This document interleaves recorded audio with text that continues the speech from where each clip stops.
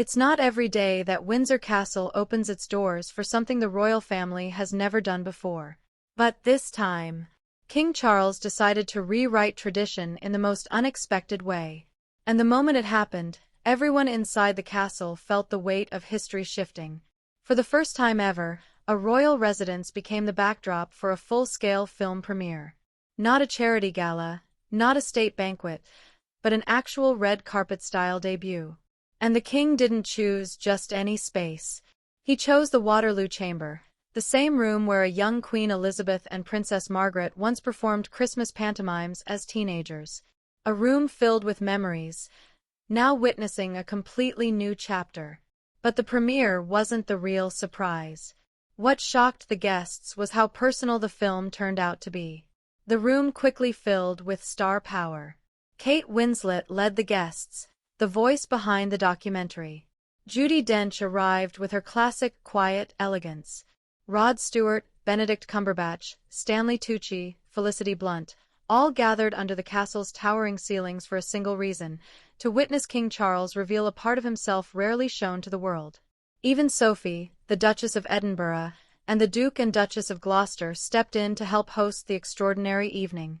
But behind the glamour, everyone sensed something deeper was coming, something the king had waited decades to share. The film, Finding Harmony, A King's Vision, isn't just another royal documentary. It's a window into Charles's lifelong obsession, a philosophy he's been pushing long before environmentalism became fashionable. For 50 years, he's talked about sustainability, balance, healing the planet. And inside Windsor Castle, he finally laid out the entire journey. From Scotland's quiet landscapes, to Highgrove's lush gardens, to the busy communities in Guyana and India, the documentary traces a mission he's been fighting for since the 1970s. But then the tone of the film shifts, and catches the room off guard. Suddenly, viewers see old footage of Prince Harry as a little boy, smiling as his father teaches him how to fish in Scotland. Moments later, they see young Prince William walking fields with Charles, discussing livestock like an ordinary father and son.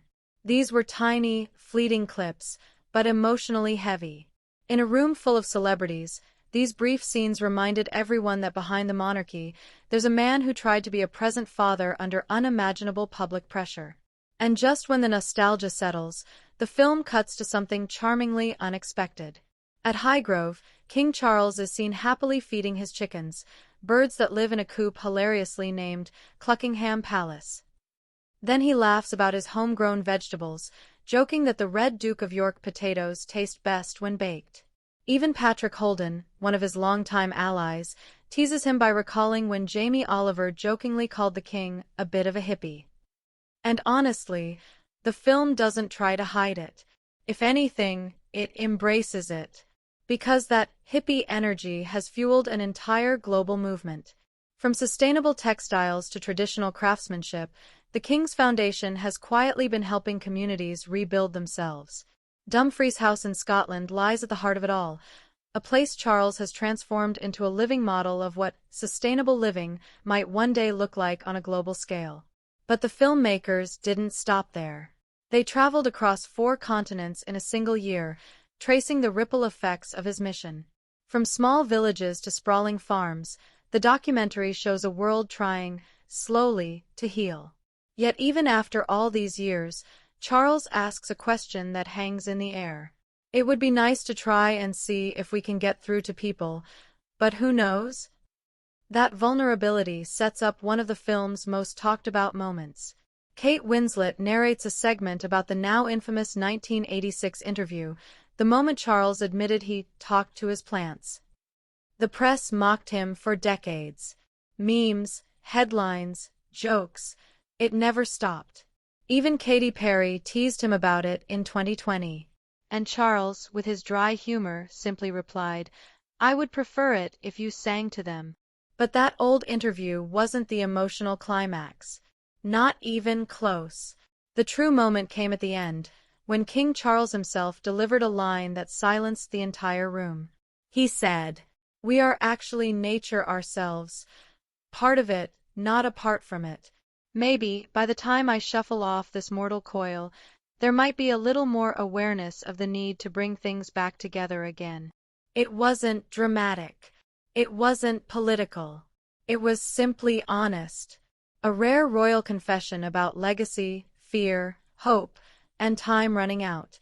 Inside Windsor Castle, surrounded by royalty, celebrities, and centuries of history, the king shared what might be the most personal message of his reign. And for the first time, a film premiere inside a royal palace didn't just make history. It revealed the heart of the man wearing the crown. What do you think about King Charles revealing this much of himself on camera? Was this a powerful moment, or a risky one for the monarchy? Let me know below. And if you want more royal stories like this, make sure to subscribe.